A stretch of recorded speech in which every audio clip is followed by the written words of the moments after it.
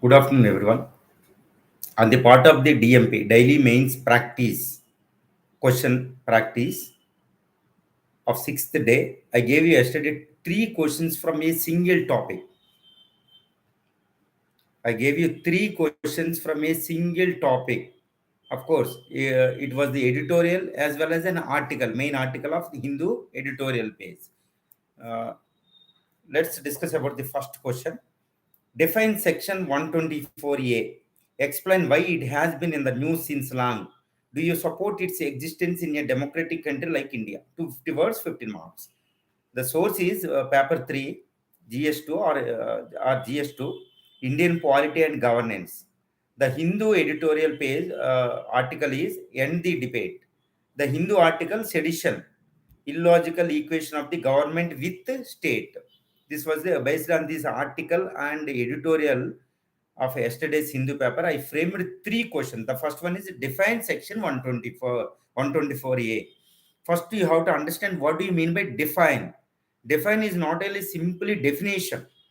Define, whenever there is a define question is there, separately defined question is there. Of course, without asking this define of the section 24A, 124A, you have to give certain kind of definition. But here examiner directly, clearly asked the define. So now we have to understand that the task word the define. What do you mean by define? Define is nothing but not only definition. Apart from this definition, you should give certain characteristics of the issue is in your hand. Okay, define section 124A. What do you mean by define 124 section A? This 124 section 124A is the part of Indian Penal Code of 1870. Section 1, the 1870s Indian Penal Code. This is the 124A section, is the part of Indian Penal Code of 1870, which was framed by the British, a British colonial government in 1870. Since then, it has been continued. Of course, in the present 124A section is also known as sedition section. Sedition cases is there. If anybody, either through his action or words or anything, if anyone incited the hatred against a state, okay, that is known as sedition. The sedition case are being registered under the 124A section. This is what 124A. This is the colonial legacy in nature. It is not framed in independent India. It has been continuing since the British era, early British era. So it is a legacy of the British era. That is one important characteristic. Of course, even in independence also there is a lot of relevance for it, but there has been a lot of misuse. Okay, misuse. It is for more controversial also. This is another characteristic. Now, Law Commission, Supreme Court of India, and Government of India, various civil society organizations, everybody is discussing about this one. It is a controversial section under the IPC, Indian Penal Code of 1870. Okay, that's what the definition. Next, why explain why it has been in news since long. Explain is nothing but the give the reasons with the description. Why it has been in the news since long, especially for the last few years. It has been in news because 124A section has been rampantly misused in India. That's why in recently the Supreme Court of India, the present Supreme Court Chief Justice, has quashed the almost all cases registered under the 124A and asked the police person specially and freshly registered the cases in view of the recent Supreme Court certain kind of guidelines. So it has been rampantly misused. That's why many public interest litigations and many appeals filed in the Supreme Court of India regarding this one. The government of India is also ensured the Supreme Court of India to revise as early as possible this one. So this is the controversial in nature. That's why it has been in news since long. Okay.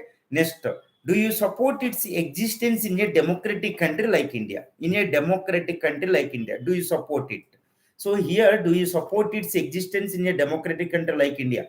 But here the implicit question tag is discuss. explain or explanation or explore or critical examine, whatever that one, based on the requirement or based on the context, you have to use any kind of question tag. Do you support it? Here, do you should not write in the first form. Okay. I will support, I will not support, don't use it. Do you support its existence in a democratic country like India? You can start like this. In a democratic country like India, where we have the free constitution, freedom of the right, free speech, and other various fundamental rights. We are the free country, free constitutional country, freedom of right, everything is there. It is a free country.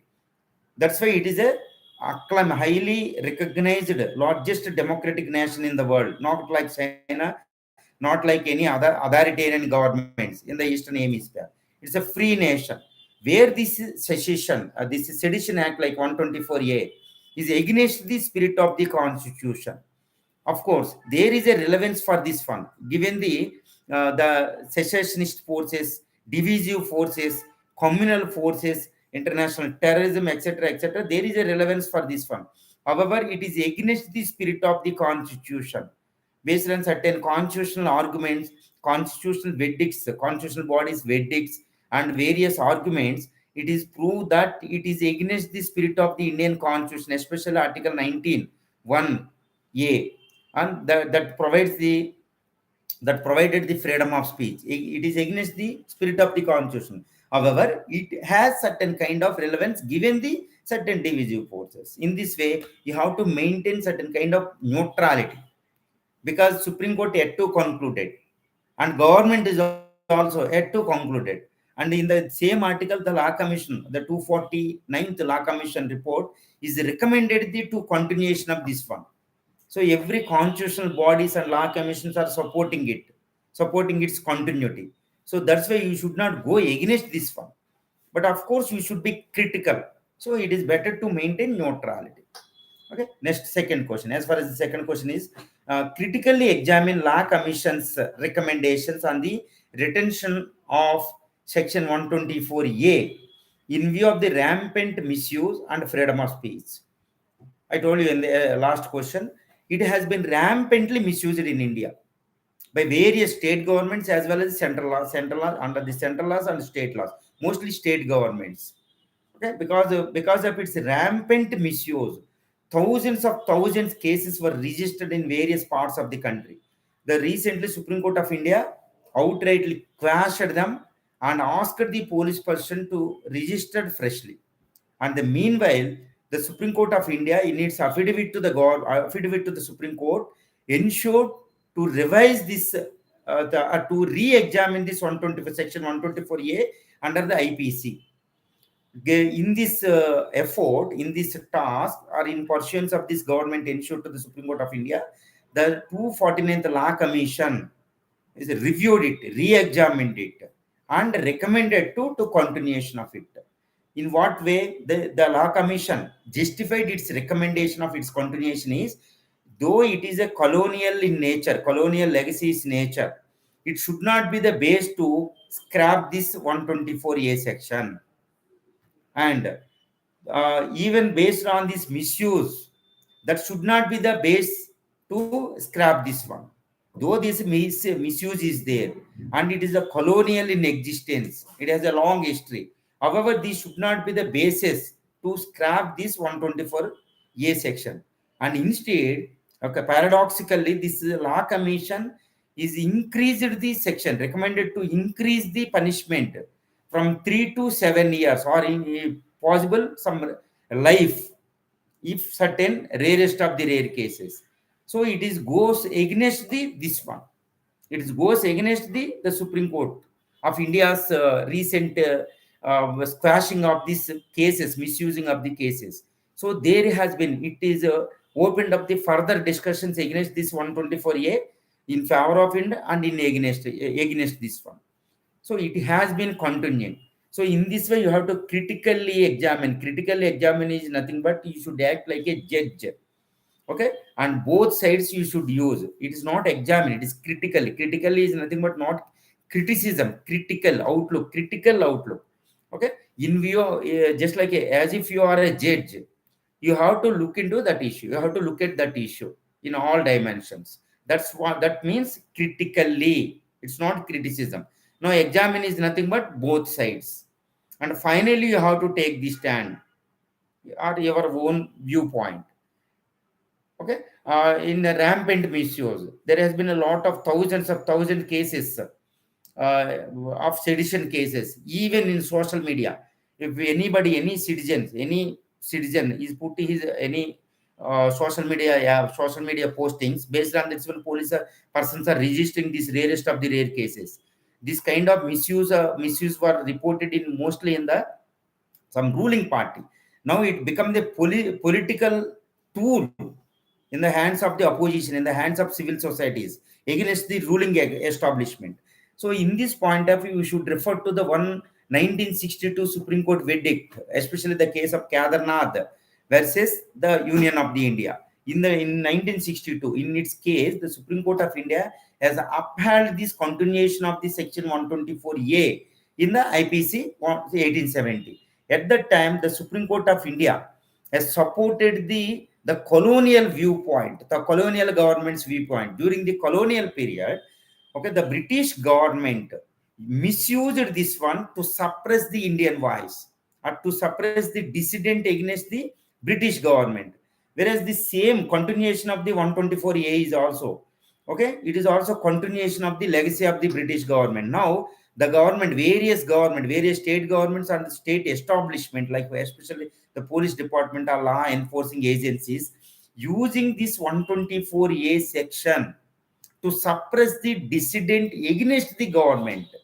Here, one important point is against the government and against the state. What do you mean? What is the difference between the state and government? In a democratic country like India, okay, there is a lot of difference between the state and governments. Government will come and go for every 5 years, for every certain period of the time. The governments are not permanent, whereas the states are permanent. State is being controlled by the Constitution of India. Here, in a democratic country, opposition is there, ruling party is there. Opposition parties should put to the criticism of the government policies. This is the tradition of the government. This criticism is the part of the democratic process. If this criticism is not only from the opposition, even from the any enlightened citizens, this is the beauty of the constitutional democratic system. Here, the 124A section, even in the Kedarnath case, the Supreme Court of India didn't make any differentiation between the state and the government. But in the subsequent cases, the Supreme Court of India has revised, extended, and differentiated between the state and government. The present 124A section A is not differentiating between the state and government.